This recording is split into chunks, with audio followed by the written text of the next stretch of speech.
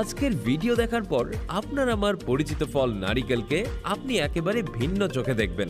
হ্যাঁ, নারিকেল চাষ সম্পর্কে আজ থাকছে এমনই কিছু ভিন্নধর্মী চিত্র, যা দেখার পর নারিকেলকে আপনি আরও একবার নতুন করে চিনবেন।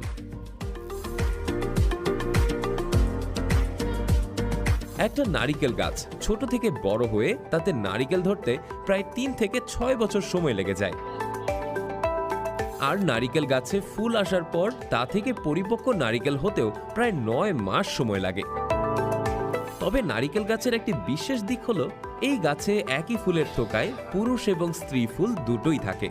তবে বেশি ফলন নিশ্চিত করতে চাষিরা পুরুষ ফুল আগেই কেটে ফেলে, যাতে নিয়ন্ত্রিতভাবে পরাগায়ন করা যায়। এরপর হাত দিয়ে বা ব্রাশের সাহায্যে পুরুষ ফুলের রেণুগুলো স্ত্রী ফুলে বসিয়ে দেওয়া হয়। আর এমন ম্যানুয়াল পরাগায়নের মাধ্যমে নারকেলের ফলন অনেক ভালো হয়।